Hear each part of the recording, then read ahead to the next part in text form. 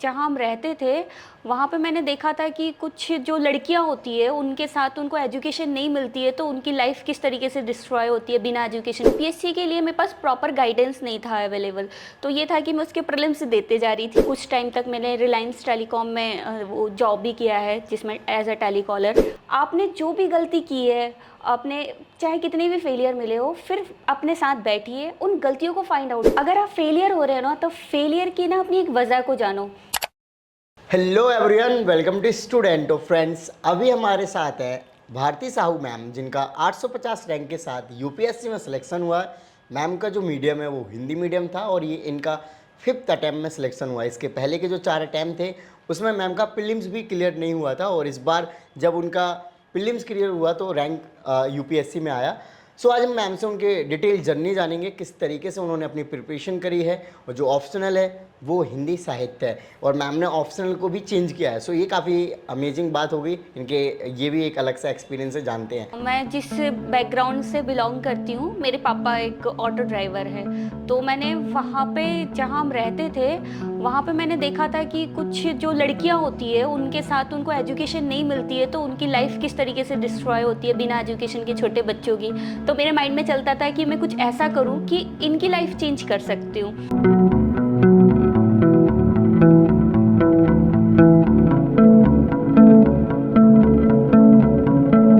तो फिर मैं ऐसे करते करते मेरे माइंड में फिर सिविल सर्विसेज आया कि सिविल सर्विसेज के द्वारा आप सोसाइटी के लिए कुछ अच्छा कर सकते हैं। मैम सबसे पहले आप अपना एजुकेशनल बैकग्राउंड बताइए। जी, मैंने बीएससी कंप्यूटर साइंस से किया है, government girls Gitanjali college Bhopal से। 2017 में मेरा वो पूरा हुआ था जी। उसके बाद फिर मैं सिविल सर्विसेज की तैयारी में लग गई थी। ओके, सो सिविल सर्विसेज का आपको कहाँ से आइडिया आया था कि आपको आईएएस या फिर यूपीएससी के लिए प्रिपेयर करना है? एक्चुअली मैं पहले बैंकिंग की तैयारी कर रही थी, फिर उसके बाद मैं जिस बैकग्राउंड से बिलोंग करती हूँ, मेरे पापा एक ऑटो ड्राइवर है, तो मैंने वहाँ पे जहाँ हम रहते थे, वहाँ पे मैंने देखा था कि कुछ जो लड़कियाँ होती है, उनके साथ उनको एजुकेशन नहीं मिलती है, तो उनकी लाइफ किस तरीके से डिस्ट्रॉय होती है बिना एजुकेशन के, छोटे बच्चों की। तो मेरे माइंड में चलता था कि मैं कुछ ऐसा करूँ कि इनकी लाइफ चेंज कर सकती हूँ। तो फिर मैं ऐसे करते करते मेरे माइंड में फिर सिविल सर्विसेज आया कि सिविल सर्विसेज के द्वारा आप सोसाइटी के लिए कुछ अच्छा कर सकते हैं। राइट, आपका जो फैमिली बैकग्राउंड है, जैसे कि आपने बताया आपके फादर ऑटो ड्राइवर हैं, तो कैसे स्टार्ट हुआ इतना एजुकेशन में आगे जाने का सिलसिला? ये मतलब फैमिली के सपोर्ट के द्वारा ही हुआ। एक हम कहते हैं कि मतलब ये था कि स्टार्टिंग में ही पढ़ने में मेरी काफ़ी रुचि थी, तो पापा को और बाकी फैमिली मेम्बर को लगा कि इसको पढ़ाना चाहिए आगे।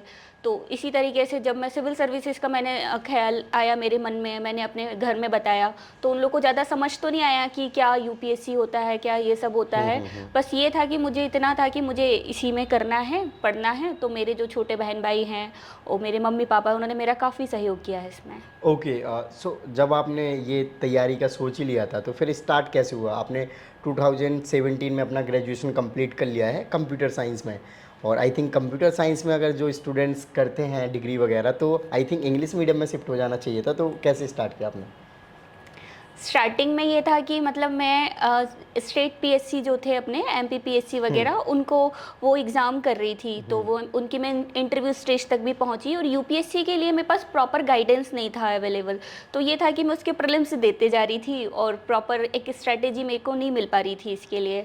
तो वो जब मेरा वहाँ तक हो गया, फिर धीरे धीरे जाके 2022 में मैंने, दिसंबर 2021 में मैंने सीरियस ना यूट्यूब के चैनल्स के द्वारा कहीं से भी स्ट्रेटेजी वगैरह निकाल के और अच्छे से प्रिपेयर किया यूपीएससी के लिए, कि अब मैं घर पे ही 6 महीने अपने कमरे में बंद होके और अच्छे से यूपीएससी को प्रिपेयर करती हूँ। ये एक मंजिल है तो रास्ते भी होंगे, और एक मेंटर भी जो मुश्किलों को आसान बना दे। नतीजे संयोग नहीं होते, दूसरों से बेहतर स्कोर होते हैं। GS Score, an institute for civil services. Good career is a process, and mentoring at GS Score is driven by primarily 2 objectives. One is empowerment and another is excellence. This is what we are known for. कामयाबी की राह पर 1000 से भी ज्यादा निशान। GS Score।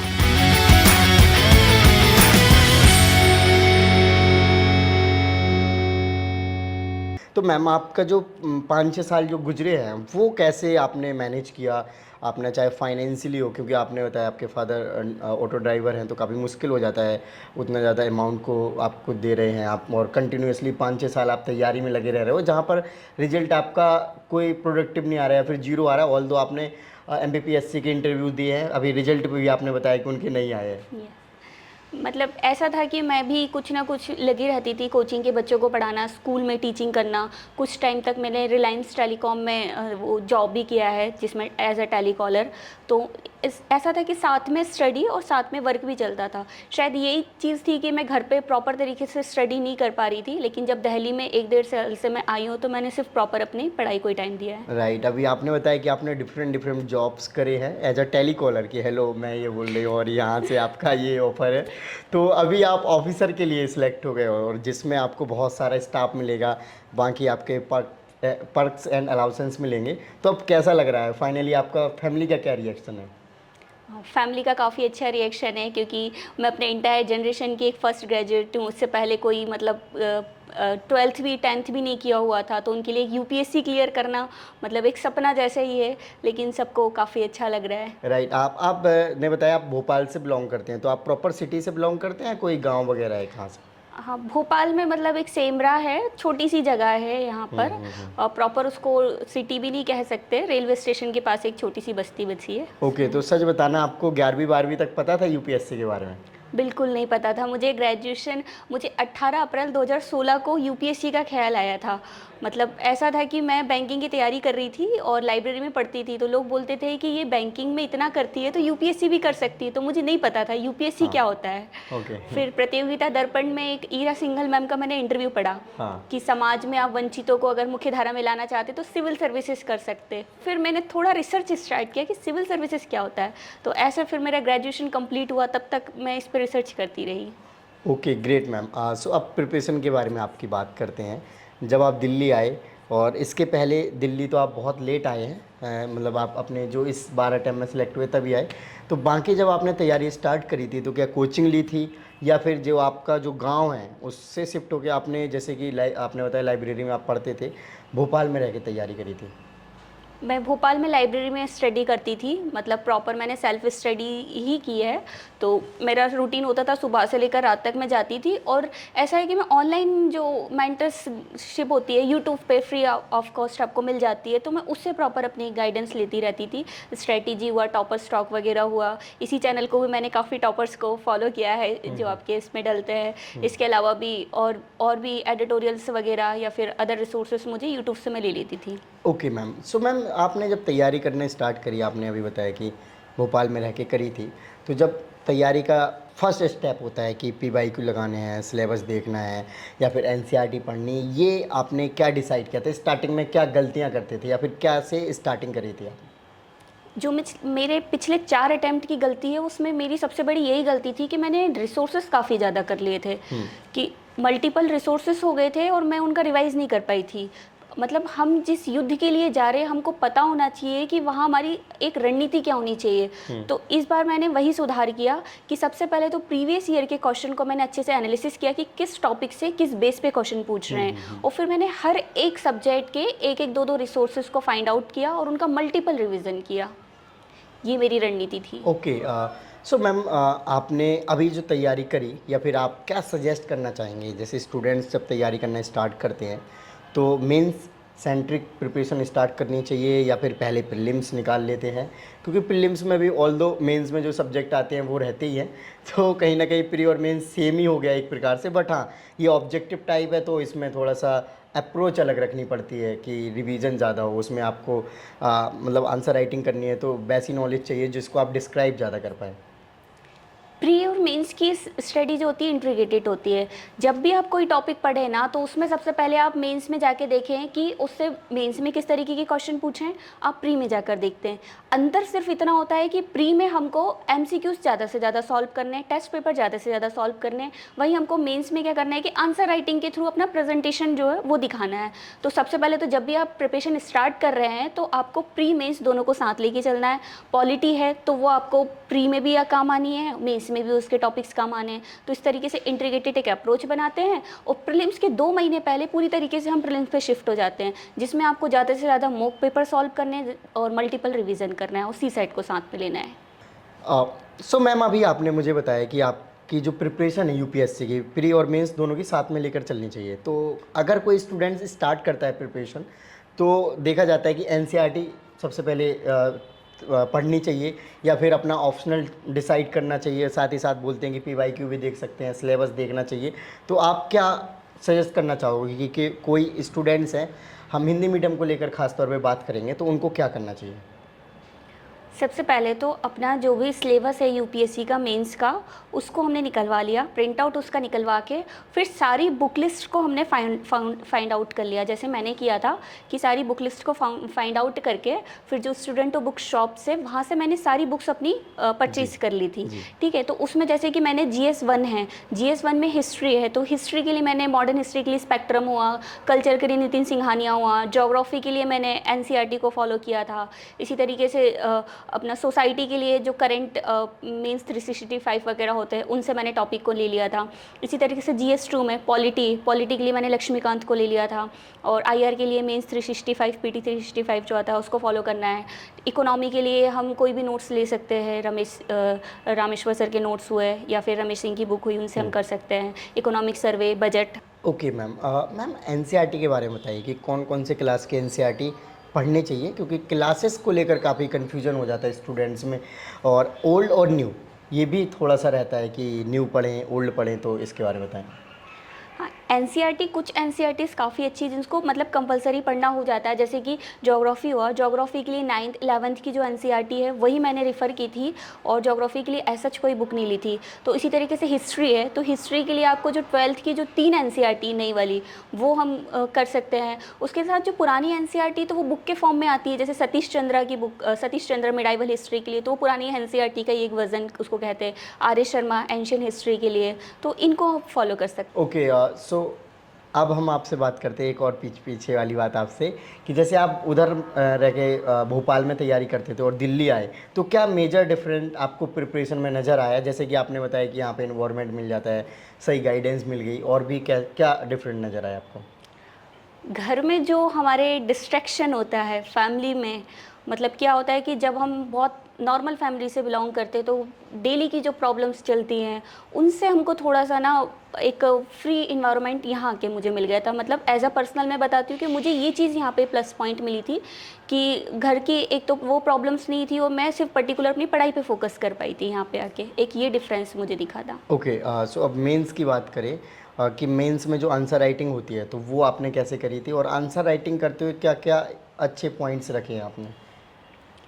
मैंने pre के बाद में कंटिन्यू टेस्ट पेपर लिखे थे, और आंसर राइटिंग में मैंने क्या किया था कि पहले तो जो टॉपर्स थे उनकी मैंने कॉपियों को देखा था, और फिर मैंने ये समझा था कि मैं अपने आंसर को किस तरीके से अलग रिप्रेजेंट कर सकती हूँ, अपनी कॉपी को कितना सुंदर बना सकती हूँ। तो उसके लिए मैंने कुछ मैप, फ्लो चार्ट्स, डायग्राम का ज़्यादा से ज़्यादा यूज़ किया था। मैम, जैसे कि हमने अभी प्रीलिम्स के पीवाईक्यू के बारे में आपने बताया कि 8 से 10 साल के लगाने चाहिए, बट मेंस में कितने सालों के आप लगाते हैं, और पीवाईक्यू कितने हेल्प करते हैं आपको एक्चुअल एग्ज़ाम में?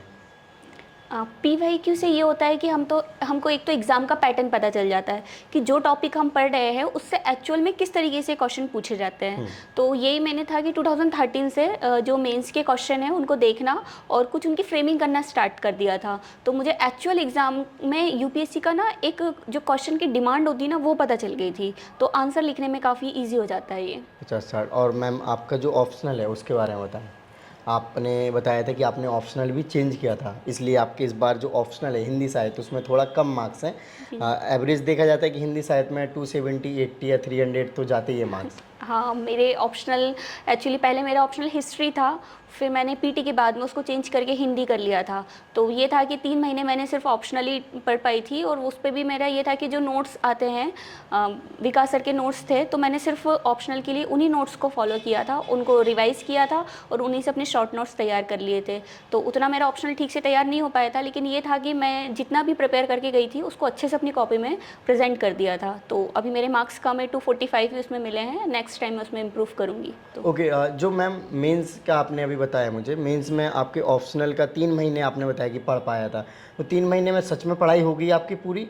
और मतलब ऑल्दो उतनी अच्छी नहीं हो पाई जैसे कि आपने बताया कि थोड़ा सा आपको लगी कमी, बट मैम बाकी जो जीएस के सब्जेक्ट है वो कैसे इम्पैक्ट हुए? क्योंकि आप सिर्फ ऑप्शनल में फोकस कर रहे होंगे उस टाइम पे, जीएस को उतना टाइम नहीं दे, जबकि ये होना चाहिए कि हर टॉपिक्स या हर सब्जेक्ट को इक्वली वेटेज देना चाहिए।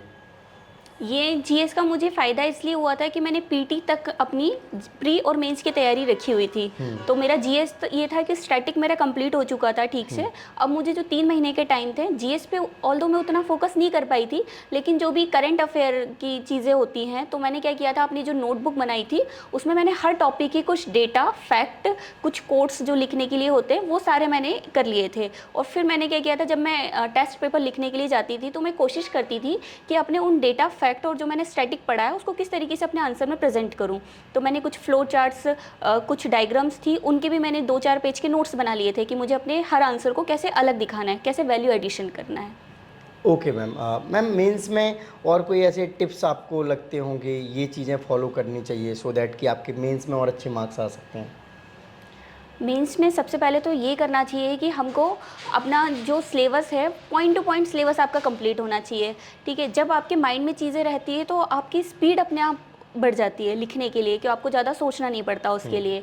और जितना हो सकता है उतना आंसर राइटिंग की प्रैक्टिस करते रहिए और अपनी कॉपी को ना थोड़ा अलग बनाने की कोशिश करिए। अलग ऐसे, क्योंकि कंटेंट वही सब सेम लिखेंगे, उस कंटेंट को हम किस तरीके से प्रेजेंट करेंगे वो बहुत ज़्यादा मैटर कर जाता है। राइट। आपका जो प्रीवियस 4 अटैम्प्ट का एक्सपीरियंस रहा, जब आपका प्रीलिम्स भी नहीं निकला, तो उस बार क्या करते थे? जैसे प्रीलिम्स दे के आए, रिजल्ट तो 1-1.5 महीने बाद आता है, तो आप मेंस की तैयारी में लग जाते थे हर बार, कैसे रहता था?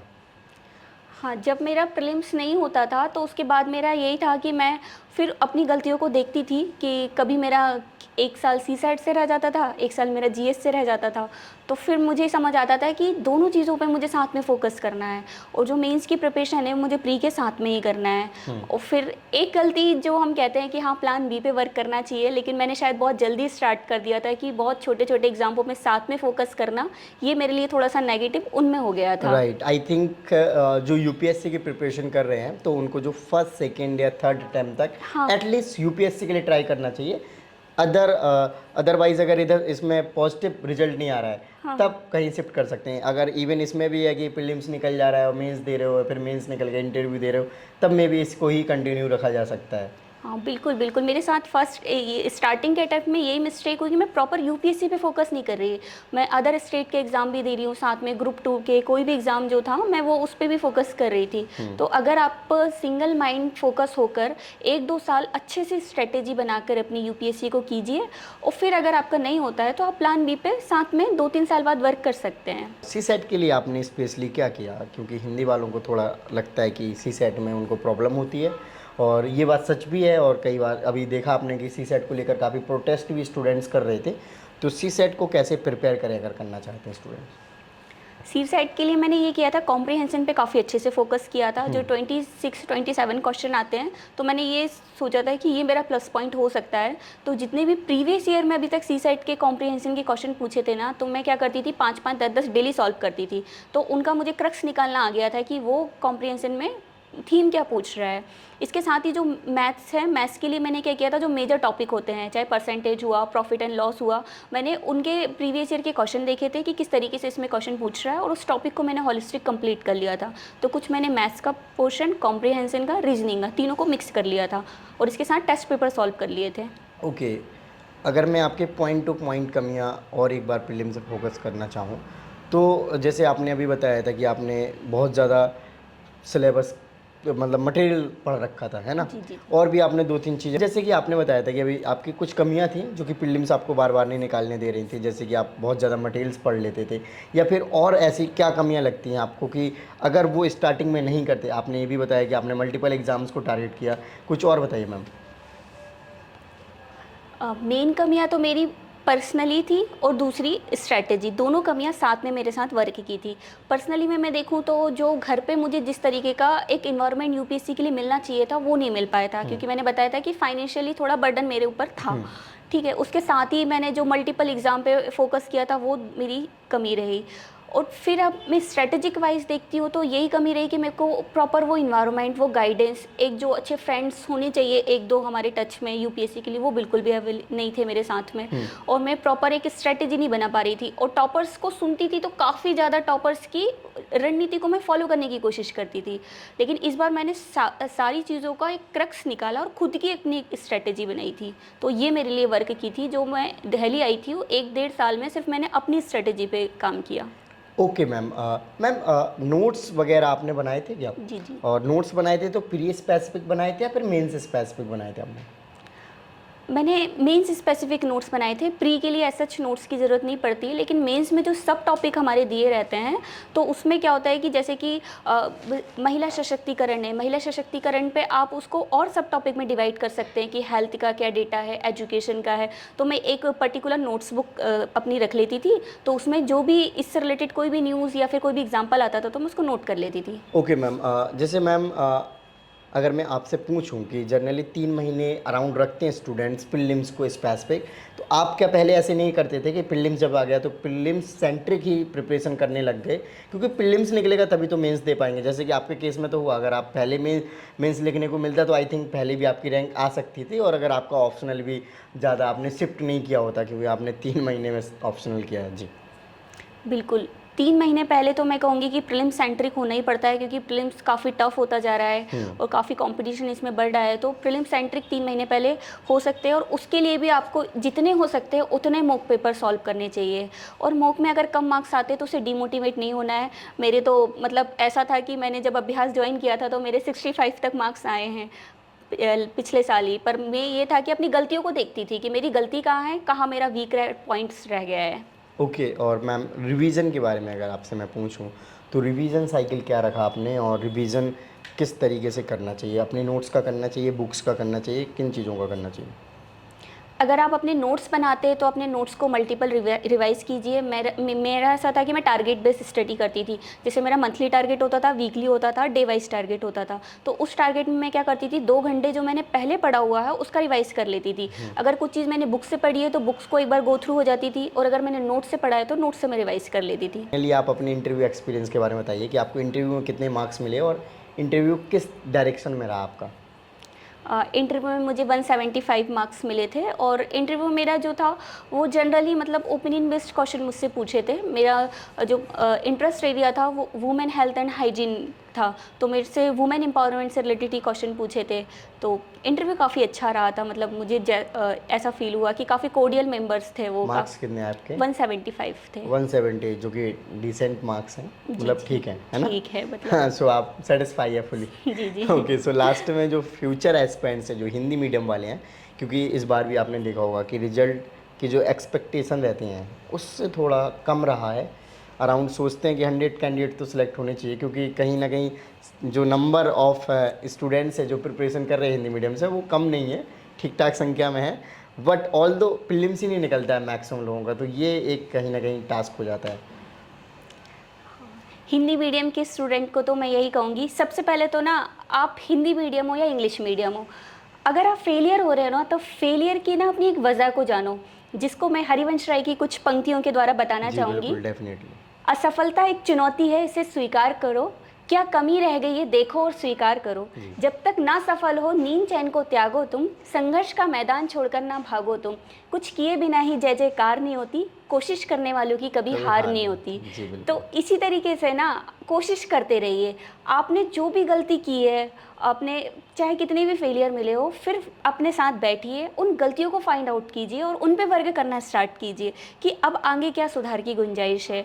और कोई भी मीडियम हुआ, मीडियम मैटर करता है, लेकिन एक लेवल तक आकर आपकी हिम्मत, आपकी मेहनत है वो काम आती है। Okay, so thank you so much ma'am for your lovely message. Friends, आपने देखा कि मैम ने अपने एक्सपीरियंसेस को काफ़ी डिटेल में शेयर किया, और जनरली जो मैम का एक्सपीरियंस था कि मैम ने जो प्रिपरेशन स्टार्ट करी थी, एक तो गाइडेंस की कमी थी, और अपने होम टाउन में रहकर जहाँ पे काफ़ी डिफरेंट तरीके के डिस्टर्बेंस रहते थे, और दूसरी चीज़ कि मल्टीपल रिसोर्सेज को फॉलो किया। सो अभी मैम सिंगल रिसोर्सेज को फॉलो करना है। जी जी जी। और साथ ही साथ आपको मतलब प्री और मेंस दोनों को बैलेंस बना के चलना है। इस तरीके के जो पॉइंट्स रहे हैं मैम ने शेयर करे, और मैम का जो जर्नी रहा है वो काफ़ी स्ट्रगल भरा रहा है, और कंटिन्यूसली आप प्रिपरेशन करने का एग्जांपल देख सकते हैं कि मैम ने कभी हार नहीं मारी अपनी प्रिपरेशन में, और डिफरेंट तरीके से अगर फाइनेंशियल कंडीशंस भी प्रॉब्लम कर रहे थे तो थोड़ा बहुत अर्न कर लिया उसी फील्ड में रिलेटेड, जैसे ट्यूशन, होम ट्यूशन वगैरह स्टूडेंट्स काफ़ी पढ़ाते हैं जो कि काफ़ी हेल्प करते हैं उनके पर्सनल ग्रोथ को भी इन्हांस करने में, साथ ही साथ थोड़ा बहुत बेसिक चीज़ों का भी रिवीजन टाइप हो जाता है। हाँ। सो आई होप फ्रेंड्स आपको वीडियो अच्छी लगी होगी तो इस वीडियो को लाइक करें। जय हिंद।